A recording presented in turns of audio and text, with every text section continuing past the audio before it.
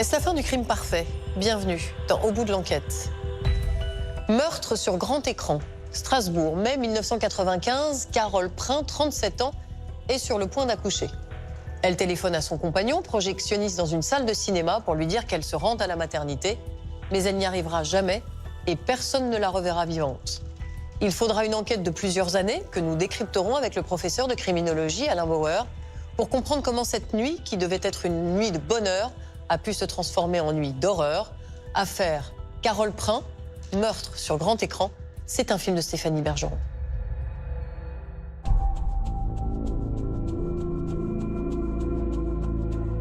Dans la soirée du 17 mai 1995, je suis affecté à la brigade moto de la police nationale de Strasbourg.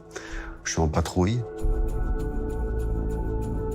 On s'arrête avec mon collègue au niveau de la place Henri Dunant afin de faire un contrôle routier. Il est 23h, 23h30 quand ce monsieur vient à notre contact.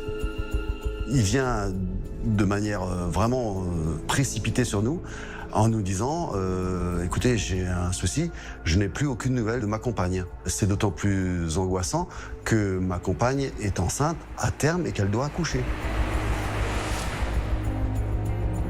Roland Mogg, c'est le compagnon de la personne qui a disparu. C'est le dernier à avoir eu de ses nouvelles.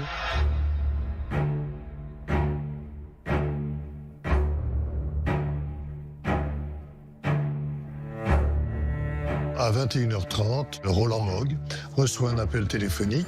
Carole Prin donc explique qu'elle a des contractions et qu'elle doit partir à la clinique pour accoucher. Il lui dit au téléphone tu pars et je te rejoins à la clinique Sainte-Anne. Et l'histoire commence comme ça. Il va aviser un certain nombre de personnes, dont les parents de Carole, que celle-ci est sur le point d'accoucher et qu'elle est en route pour la maternité. Il doit déposer les chiens. Carole avait 2 grands chiens, 2 grands bobtails, chez des amis à une trentaine de kilomètres de Strasbourg. Et c'est de là qu'il va appeler la maternité pour savoir si Carole est bien arrivée. La maternité va lui annoncer que personne n'est arrivé. Il va à la clinique Sainte-Anne. Et tout de suite, il est énervé. On comprend. Imaginez un mari ou un homme, un compagnon qui imagine que sa femme est sur le point d'accoucher. Elle n'est pas arrivée, mais n'importe qui serait inquiet. Roland imagine toutes les situations et va voir si elle n'est pas dans le secteur de leur appartement, au centre-ville de Strasbourg, et va inspecter les rues. Et par le plus grand des hasards, va tomber sur une patrouille de motards qui va interpeller. Il cherche de l'aide. On sent qu'il sait pas il comprend pas. Il sait pas ce qui arrive et il nous demande d'organiser des recherches. On lui propose de le raccompagner jusque chez lui pour s'assurer que sa femme n'est pas rentrée entre-temps et pour éventuellement, dans les rues adjacentes, essayer de rechercher son véhicule. Ils vont retrouver le véhicule qui est à quelques dizaines de mètres à l'angle de la Petite France et le moteur est froid. Apparemment, elle s'en serait pas servie. Moi, j'étais presque sûr qu'en rentrant chez lui, elle était là. On l'accompagne, petit appartement au premier étage, il passe devant, il ouvre la porte, il y a un endroit pour recevoir le couffin, pour recevoir le nouveau-né. On a vite fait le tour, hein. C'est un petit appartement, et personne au domicile. Ce qui était curieux quand même ce soir-là, c'est qu'il retrouve le carnet de maternité avec la valise de maternité. Enfin, ça voulait quand même dire qu'elle n'a pas pris ses affaires, elle n'a pas pris sa voiture. Et les minutes passées, on se rend compte qu'on a une femme enceinte à terme qu'on n'arrive pas à retrouver. C'est troublant. On se dit, c'est pas possible. Est-ce que c'est une fugue? Est-ce que c'est un accident? Est-ce que c'est un meurtre? Donc tout est envisagé. Et dès le soir, le signalement de disparition est lancé et tout est mis en œuvre pour retrouver Carole.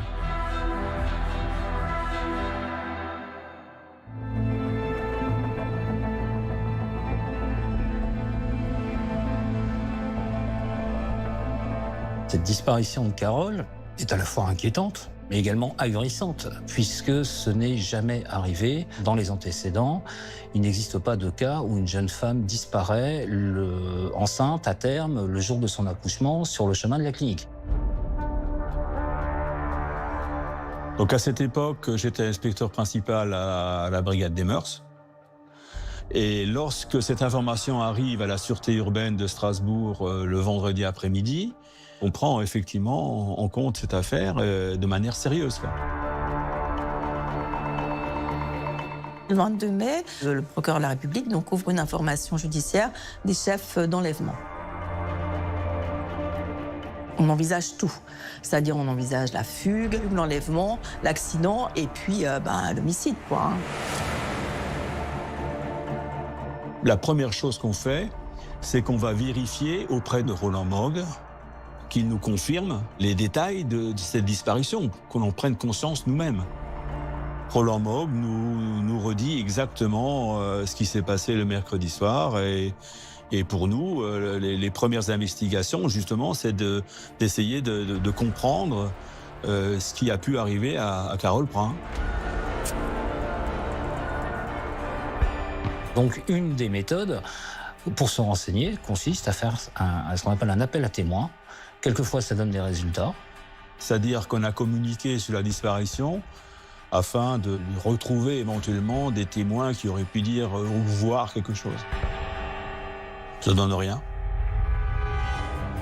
Ils ont été voir tous les hôpitaux, y compris tous les hôpitaux autour, jusqu'en Allemagne, pour voir s'il n'y avait pas une femme qui a accouché là-bas ce soir-là. Ils ont appelé les ambulances, ils ont appelé les taxis, et personne ne l'a vue.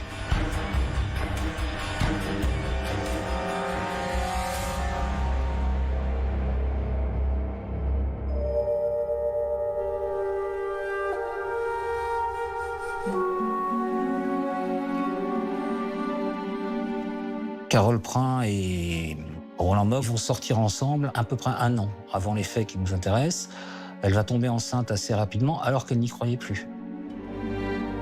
À ce moment-là, ils travaillent déjà depuis un certain temps tous les deux au Cinéma Star. Elle est caissière et lui projectionniste. Voilà une jeune femme qui est heureuse d'être enceinte, qui est heureuse de son enfant va arriver. Elle a d'ailleurs suivi un traitement médical pour se donner des chances d'être maman. Pourquoi est-ce qu'elle voudrait fuguer, disparaître? Ça n'a aucun sens.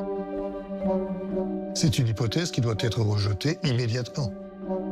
Il faut savoir aussi qu'on a vérifié au niveau bancaire, il n'y avait rien sur son compte bancaire qui avait bougé, il n'y avait pas de prélèvement, il n'y avait rien qui était modifié.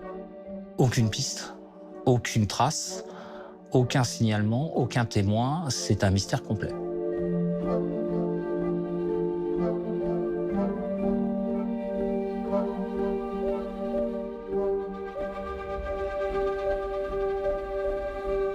Ce qui est fait en premier, c'est effectivement l'environnement et retracer l'emploi du temps de Carole Prin pour voir quelles peuvent être les causes de sa disparition. On part de là pour savoir exactement ce qu'elle a fait précisément entre le 16 et le 17 mai 1995. Les policiers vont se concentrer sur les proches de la victime et au premier chef, son compagnon. C'est lui, ne l'oublions pas, qui l'a eu au téléphone en dernier. Roland va expliquer que c'était pas tout à fait une surprise cet accouchement le 17, dans la mesure où la veille, elle avait déjà eu des contractions, à tel point qu'elle avait appelé son gynécologue qui lui avait conseillé de se rendre à la maternité. Mais c'était une fausse alerte. Du coup, elle ne s'est pas rendue à la maternité. Dans l'après-midi, il y a la caissière qui prétend que Carole Prin s'est présentée au cinéma vers 15h30 et c'est confirmé par Roland Mogg qui dit l'avoir vue effectivement et avoir discuté avec elle. Carole Prin serait venue au Cinéma Star pour vérifier les dimensions d'une armoire qui se trouvait dans la cave et qu'elle aurait voulu mettre dans la chambre de l'enfant. Elle repart, ils passent la soirée ensemble, ils vont même promener les chiens. Le mercredi 17 mai, il va travailler tout le mercredi matin au cinéma. Il repasse à l'appartement assez rapidement et il repart pour faire des travaux chez un copain et il emmène les 2 bobtails. Et le copain confirme qu'il est effectivement venu travailler, il confirme que les chiens étaient dans le coffre de la voiture.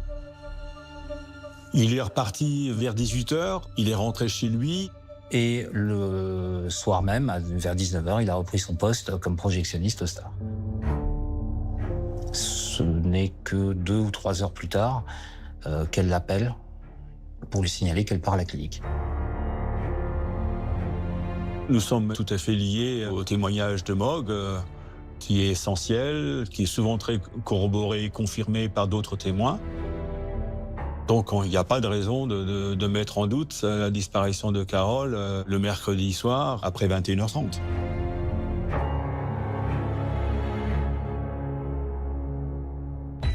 Comment Carole Prin a-t-elle pu disparaître alors qu'elle se rendait à la maternité?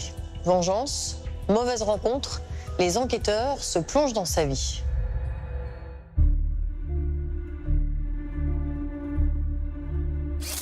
C'est une jeune femme qui a 37 ans, qui a des passions pour les animaux. Elle a des chiens. Elle a la passion pour la photographie. Carole, elle est originaire de la banlieue de Troyes. Elle est venue à Strasbourg dans les années 80 et elle a travaillé au Star où elle a rencontré Roland Mogg. Au début, ils étaient amis et il paraît qu'il la faisait rire. Le couple Carole Prin-Roland Mogg n'est pas très ancien. Ça fait 1 an qu'ils sont ensemble. Carole est tombée enceinte finalement au bout de quelques mois. Elle ne l'avait jamais présenté à ses parents parce qu'il était toujours occupé. Elle allait souvent voir ses parents à Troyes, mais lui ne l'a jamais accompagné. Carole est très amoureuse. C'est incontestable, tout le monde le dit, sa famille, ses amis. Mais en même temps, ce qui est curieux, c'est qu'il n'a jamais voulu qu'elle parle de cette liaison dans son milieu professionnel. Il n'a pas voulu non plus qu'elle dise qui est le père de son enfant. C'est quand même extravagant. Et on sent que finalement, entre ce que lui veut nous présenter comme étant des relations idylliques et parfaites qu'il entretient avec Carole, je pense qu'il faut mettre un peu un bémol dans tout ça, et c'était pas aussi idyllique. Alors l'entourage nous raconte qu'il n'est pas très disponible, il s'investit pas beaucoup dans la recherche d'un nouvel appartement, il est assez distant. À la fin de sa grossesse, je pense que là, elle voyait qu'elle était à terme et qu'il n'y avait toujours pas de solution. Elle a fait seule le déménagement. Elle s'est installée avec lui, donc rue des Serruriers. Et ça, Roland, visiblement, on peut considérer que ça le bouscule, même si personne ne l'a jamais vu émettre de critiques sur Carole.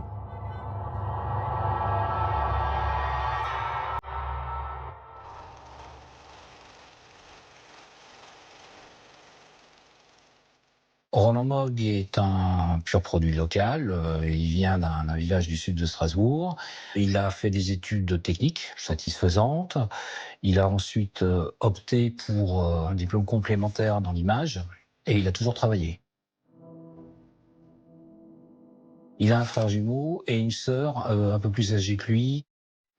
C'est un bricoleur hors pair. Il sait faire des tas de choses et il rend énormément de services à des amis. Dans son milieu professionnel, Roland, c'est la référence. C'est lui qui a monté le cinéma, c'est lui qui l'a construit pratiquement. Et il en connaît tous les recoins. C'est le seul à posséder les clés de l'atelier qui se trouve au sous-sol. Roland Mogg, de toute façon, au cinéma Star, il était quand même très apprécié. Il avait un certain charisme. Tous les gens qui ont été interrogés, d'ailleurs, dans cette procédure, vantaient les qualités de Roland Mogg.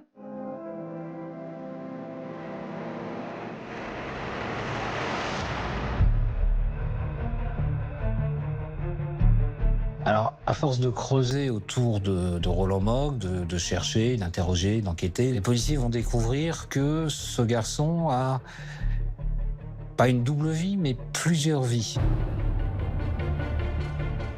Comme ils n'arrivent pas à avancer, ils décident de le mettre sur écoute téléphonique au cinéma et à la maison. Les écoutes téléphoniques, mais aussi les auditions des personnes qui gravitent autour du couple, ont permis d'établir qu'il avait une liaison heureuse avec une autre femme qui travaille aussi au cinéma Star.